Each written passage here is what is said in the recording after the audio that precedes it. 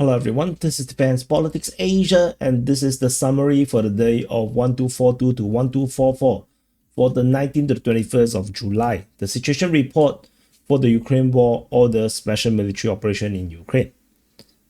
It's weird that it's still a special military operation. Like, how is this not a war? Anyway, we're going to jump straight to the northern flank in the Sumy front. Far away from the Sumy front, we have a ground strike on the Ukrainian position at Olivka. Not important at all. Like, you can just ignore it. And over in the Sumy front, so this is Sumy. At the Sumy front, over at the Tekhino sector, this is Tekhino. We have fighting reported at Rizivka and towards Belivka. Geolocation of Ukrainian forces at off Novi Put confirms the Ukrainians are at the border. Previously, they tried to attack Novi Put, then it didn't work out. And looks like the Ukrainians still have some presence over at the border region. So this geolocation already covered in the frontline changes report, very minor, not very significant tactically or strategically, to be honest. So that's all from the Tekhino sector. Over in the main region here, in the north of Sumy, fighting is reported at Kindrativka. Ukrainian forces attack at Andriivka. Fighting is reported at Oleksievka, and the Russian forces captured Voreshna after battles around here, as well as fighting at Yablunivka and Yunakivka. So Russian forces managed to finally capture this salient where Voreshna is present, and there's also fighting reported towards Krapishkina. So, and geolocation of Ukrainian forces at Kindrativka confirms the Ukrainians' clear presence at Kindrativka. So, Ukrainian forces are seemingly trying to push in this region. They have taken back some bit of ground southeast of Andriivka, but generally speaking, the Russians have secured what they wanted, but the buffer seems to be a bit more to go. And the Russians need to recapture Kindrativka and Andriivka, which they have lost to the Ukrainians after they captured it. The buffer should look something like this, or at least to this point. So it's still some way to go. The Russians have a lot of ground still to cover in this region here. Over in the Gorna region, fighting is reported at Sati and Mauritia. So that's all. Nothing particularly very special about the fighting around here, and nothing over in the Belgorod sector. So that's all from the Sumy front. We move on to the Kharkiv front. This is Kharkiv city, and over the Kharkiv front, we have fighting reported over at Lipsy. So this is reported once on the 19th, and that's about it. We have no more reports coming from Zeleny. So it looks like the Russians' operation in this sector here has brought to a close for now. And however, the focus is now over in Voschan sector. Fighting is reported at Zaparisia, Khatishev, as well as Voschan. The fighting at Khatishev is only on the 19th. Zaparisia is only on the until the 20th. So only Voschan continues to lead on to the 21st. So the fighting here. So the fighting here is now focused still at Voschan's region. Mainly in this sector here. The rest of the region here is not very significant for now. So we'll continue to watch and see how this go. And further on, there is no more updates regarding the situation at this corner here at the Tiane. Nothing happening around here. We move on to the Voreshna front. This is Voreshna. Along the border regions, we still have fighting being reported over at Milove region as well as Storivka. So this border region continues to have fighting around this sector. So not much changes. As I mentioned, the front line, the terrain here is pretty difficult. So it's not easy to make progress. Along the near Voreshna, fighting is reported at Krasny Pershi as well as Kutivka.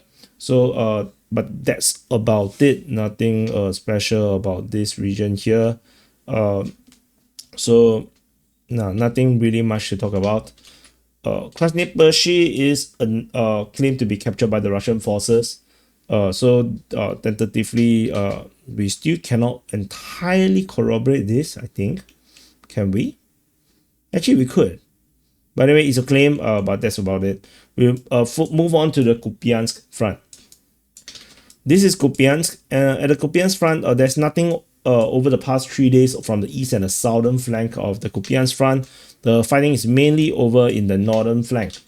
In the northern flank here, we have fighting reported over towards Kupiansk, over at Sinkivka, Kulubivka, as well as at Kindrashivka. Like Kupiansk is a big city, so the Ukrainian forces should be able to reinforce these front lines very easily, making it compared to what the Russians have in terms of logistics. This is the Ukrainians should have advantage, which is why I said it was a surprise that the Russians was able to go on to Zaparisia, and I thought that it was pretty credible because they doubled down like twice. They say that they captured Zaparisia twice, and somehow still did not happen. Looks like someone is going to get court-martialed inside the Russian military for making up reports, they cannot corroborate this information at all. So looks like someone is gonna sack or sent to be assault troops and sent on suicide missions. I'm not sure. So that's all from the Kupiansk front. We move on to the Borova front. This is Borova. At our Borova front, we have fighting reported mainly in the northern flank only at Zarizove as well as Zeleny High. So this is the only two places that's fighting. Nothing new regarding this region here. Geolocation of a helicopter guided missile hitting a Ukrainian position at Senkove. But that's about it. Further south into the Oscill front. So this is the Oscill front. Fighting is reported at Kharkivka, Novy Maya, Rikudo, Karthivka, and towards Korovia. So there is geolocation of Russian forces at Lipove, but didn't change the front line. So this pretty much is more or less the same thing, pretty routine, nothing special about this.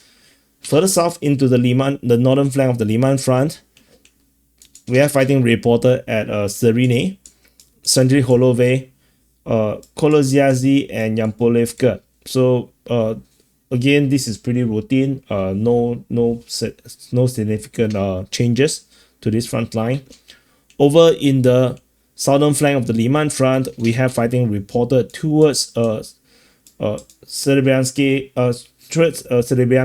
and Kharkovka in the Serbianska forestry. We also have fighting reported over at Torske. Brief frontline changes at Torske. This is one of the latest geolocation.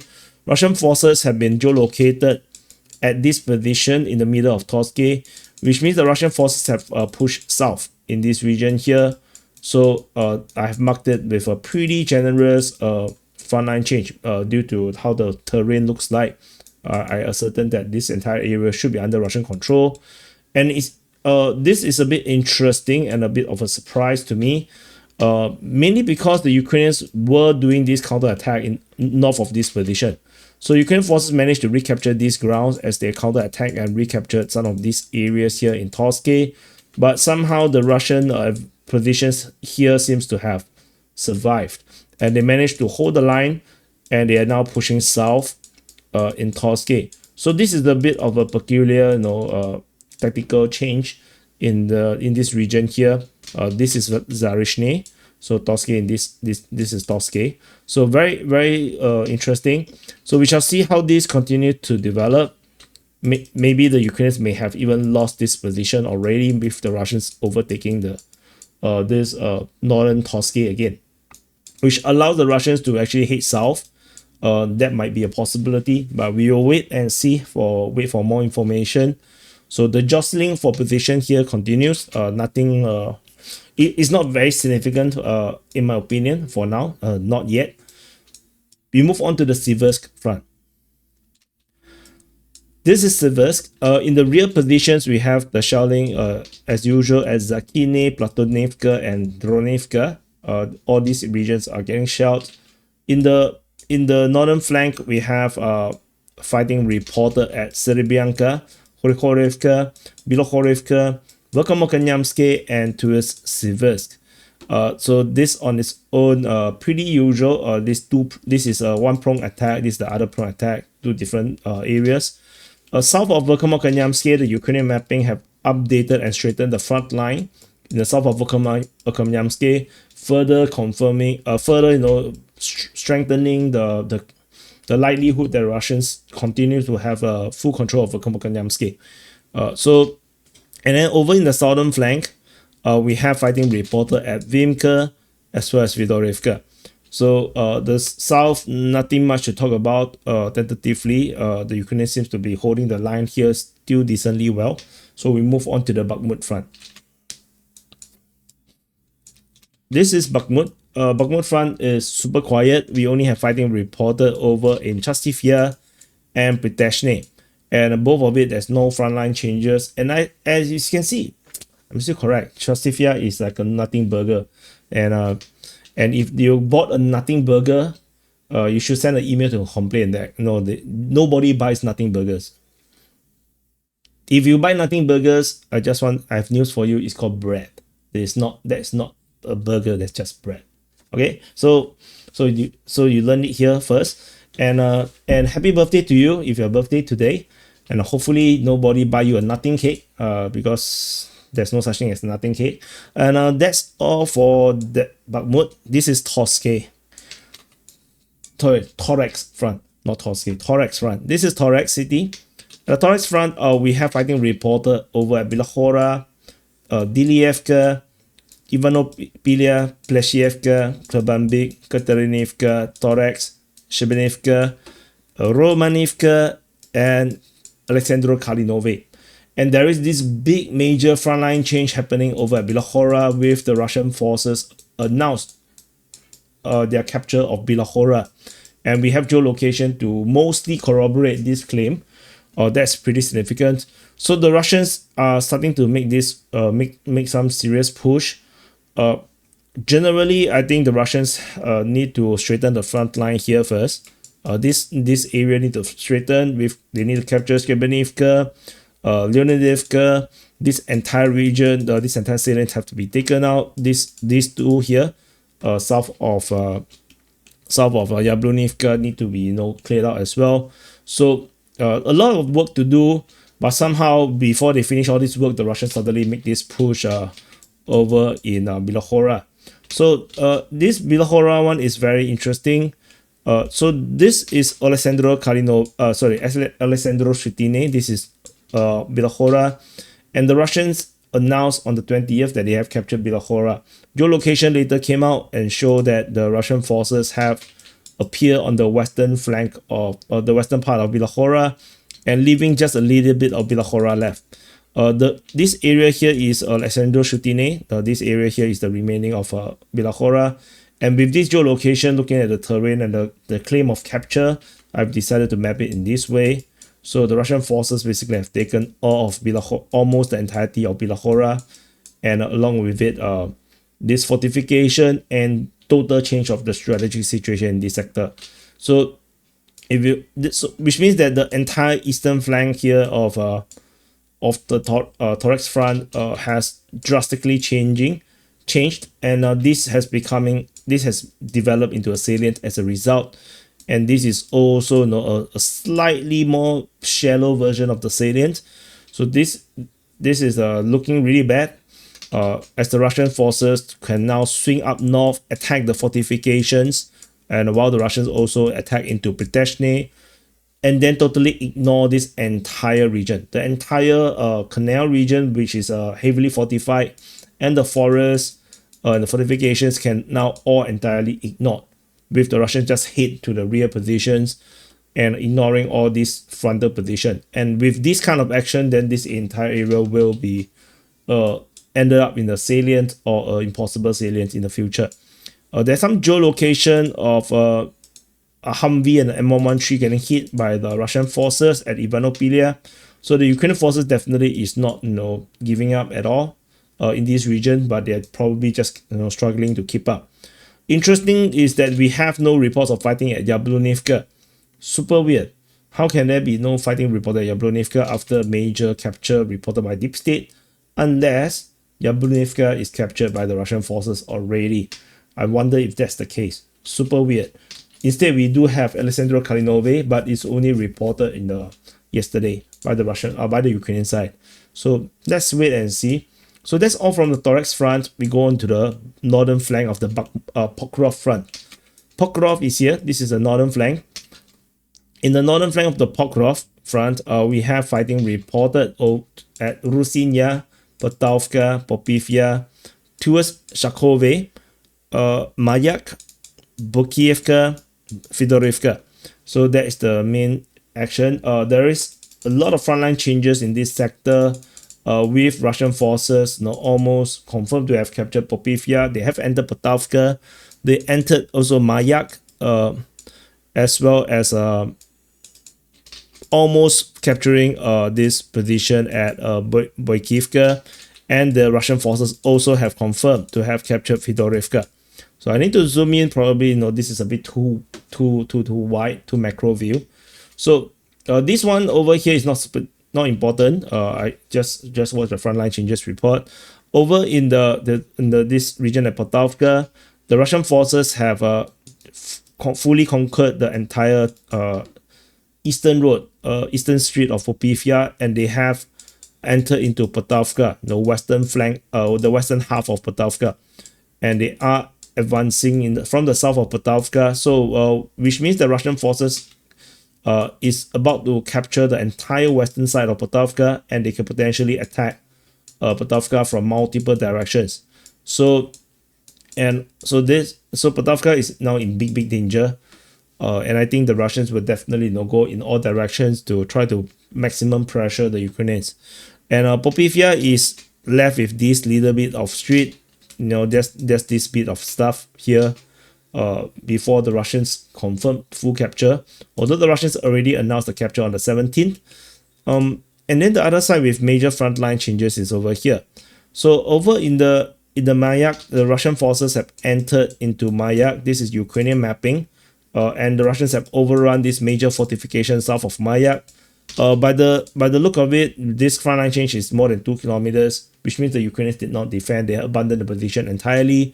The Russian forces just overrun the fortification and also the forest, and they have captured the main street of Boykivka. There's still a little bit of Boykivka left, and this fortification on the west of Boykivka, which is why Boykivka I did not call for the capture yet. But this frontline, this movement is actually pretty significant as well. I think at this moment, the tide of war at this front, at the Pokro front, is just very bad for the Ukrainians. They are struggling really hard. And there's this rumor. I don't have the geolocation over here. I think in the Dacha, around this area here in Pokrov, there is Ukrainian troops getting ambushed by DRGs, something like commando troops or scouts, or whatever you want to call them, or where they have infiltrated into Pokrov and conducted an ambush on the Ukrainian vehicle. So that was a surprise to everybody, and the reason by the pro-Ukrainian narrative is that the manpower situation in Pokrov is really bad right now, and they allow the Russians to actually sneak in from the places where it's undefended. So this actually is a reflection of the general frontline situation all around Pokrov, which we start to see some interesting developments over in the southwest of Pokrov, which I'll talk in a while. So over in the Minokhrad sector, and the Minokhrad sector, fighting is reported at Novoekonomichny. So put it in this way, and then the Ukrainian mapping have updated to show that the entire fortification at Yelizaveta has been taken by the Russian forces. The Russians also announced the capture of Novotoretsk, although this is a bit controversial because there is another Novotoretsk over here. There's another Novotoretsk over here. I think is this one. So I just want to highlight that there is this possibility of a confusion of location because they are really close to each other. Fighting is reported at Marolubivka, towards Minokhrad, Lysivka, towards Novopelivka, Novoukrenka, Shevchenko, towards Pokrov and Vivrove. So so this is the current frontline situation over in the Minokhrad sector.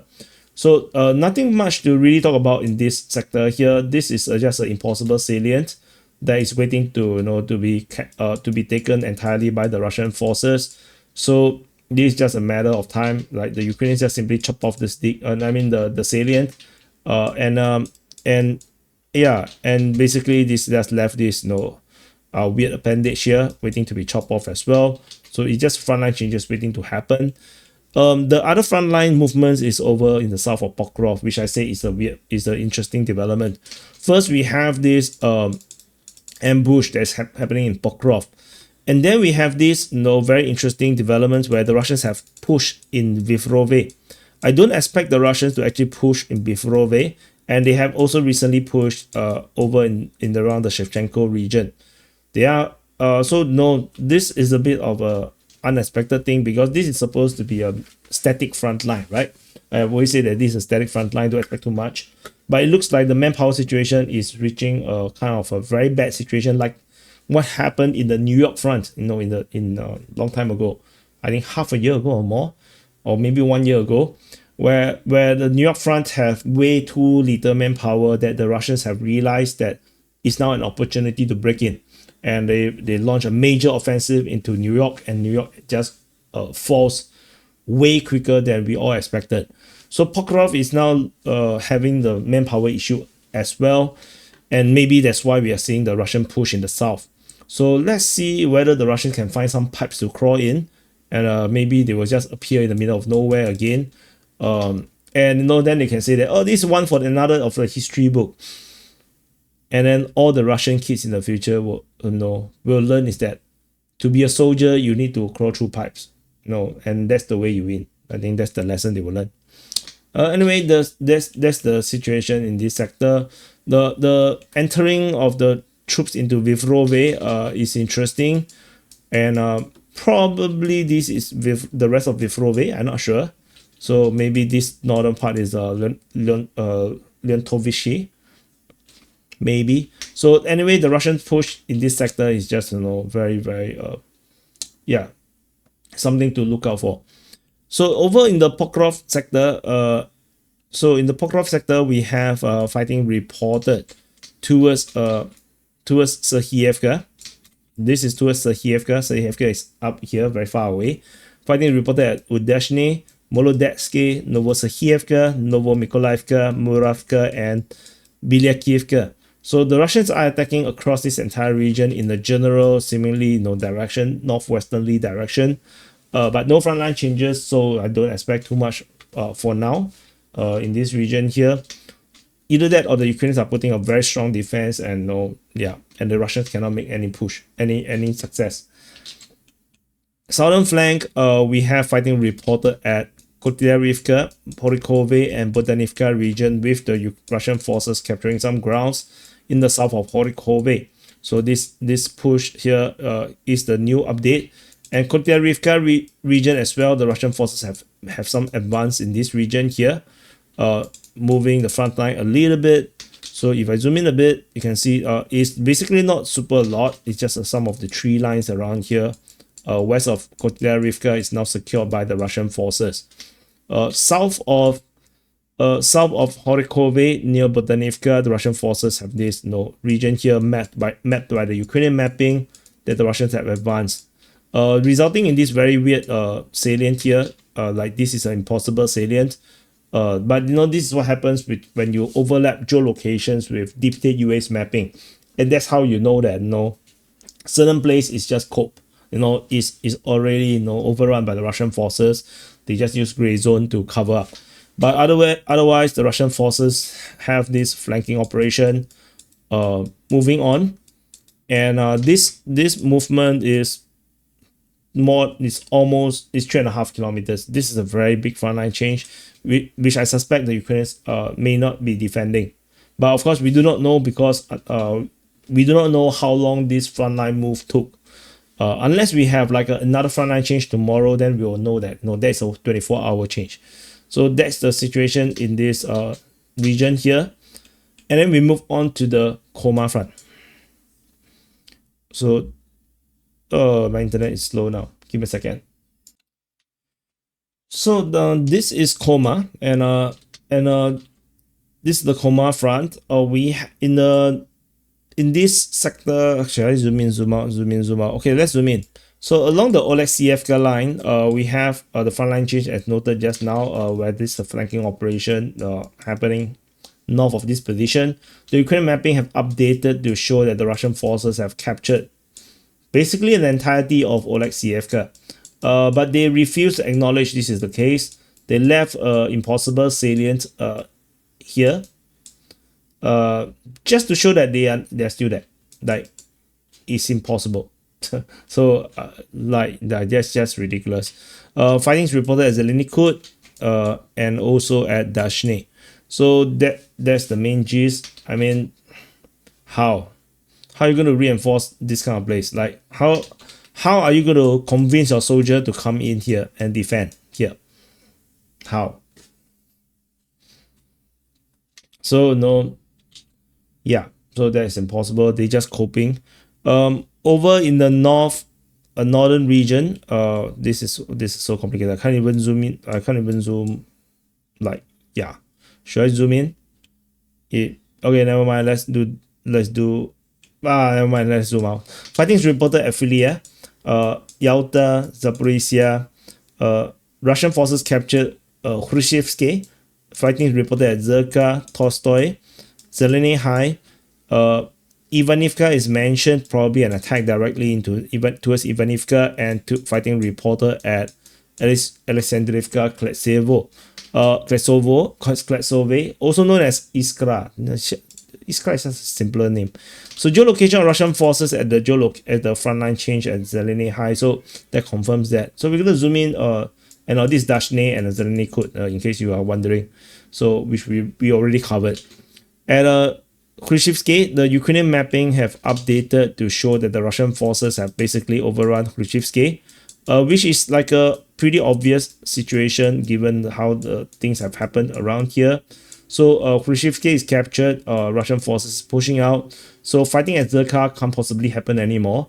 Fighting is still reported at Yalta, which I mean, sounds possible, not impossible. So that's the situation at Khrushchevsky. Novohaske wise, we have a geolocation confirmed where the Ukrainian mapping have updated this push from Novohaske into Zeleny High. But we have no more updates since this geolocation. I mean, this frontline change. There is no updates at Zeleny High. So definitely no, we are still waiting for intel. I'm sure the battle for the town is currently happening.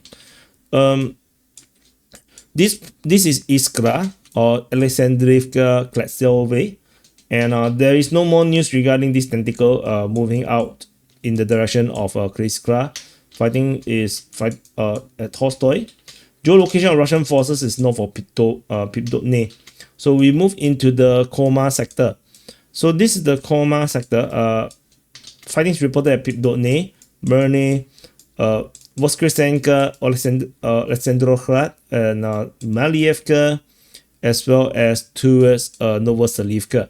So, and there is a frontline changes over at Pipdotne as well as in this southeast of Voskresenka. Zoom in here. Over at Pipdotne, Ukrainian mapping have updated to show that the impossible salient is gone. So there's this impossible salient here. This is the Ukrainian mapping. So this entire region here, Russian forces have pushed westward and closed up the entire salient here in the north of Merne. So Russian forces fully secure and straighten the front line. I'm quite sure that front line is probably more or less there. The Russians will still continue to move the front line in the near future, I would imagine. And then we still have this weird tentacle here and this impossible salient here. So no updates regarding this situation here. Geolocation of Ukrainian forces at Alexandrograd, armored vehicle was reportedly hit over here. Over at Alexandrograd. Russian forces at Voskresenka. This is a forward position of Russian forces getting shelled.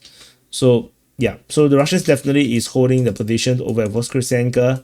Maybe the Ukrainians are conducting counterattacks to try to break in and and try to rescue their troops within the salient. That is a possibility. It's not impossible that this is happening.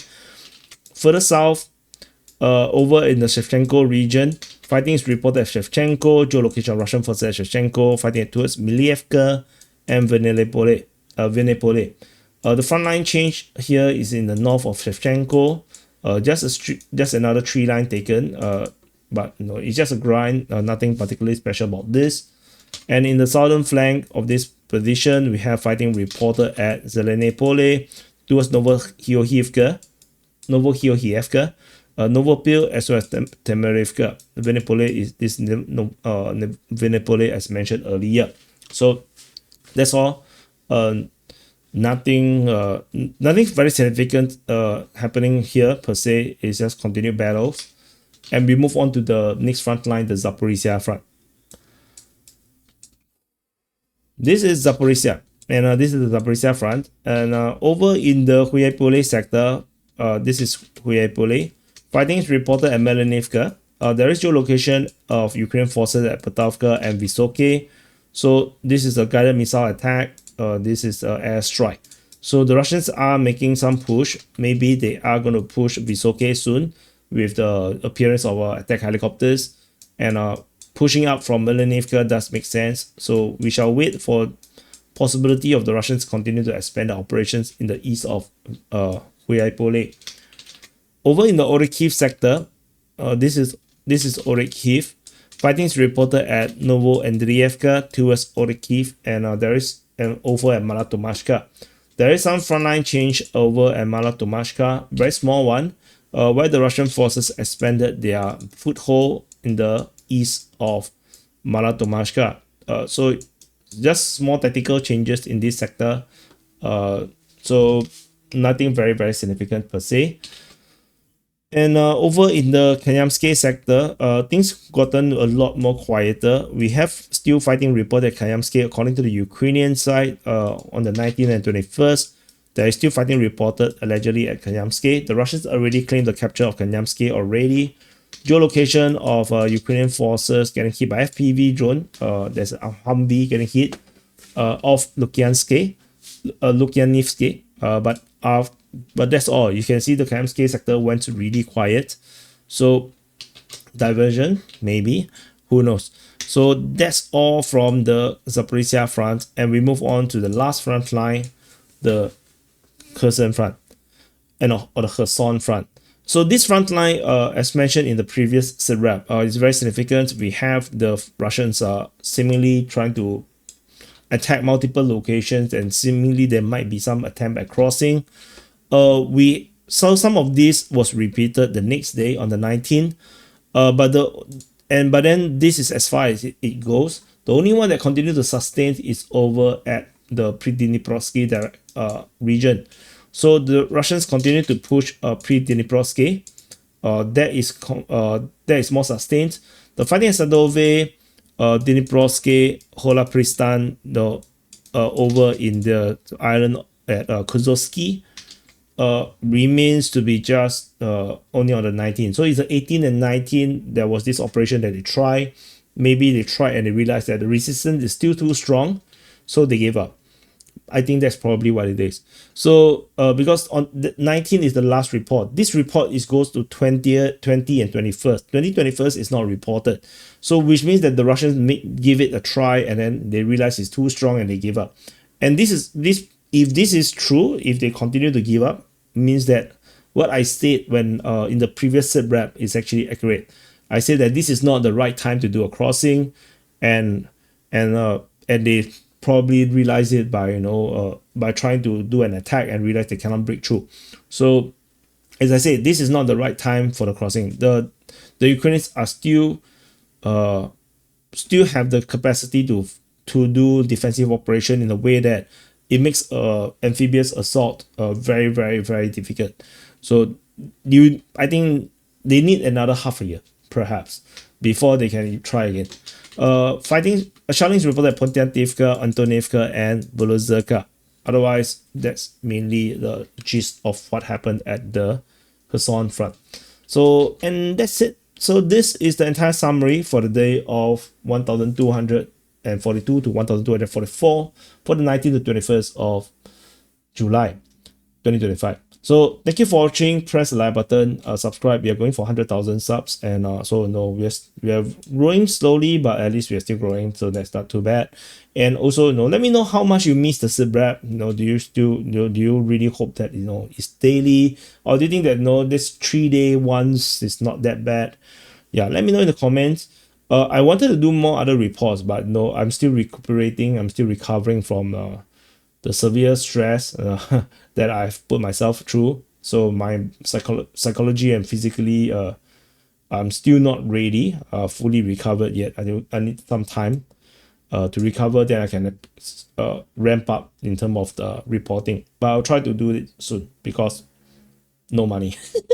Thank you for watching, and I'll see you guys in the next update.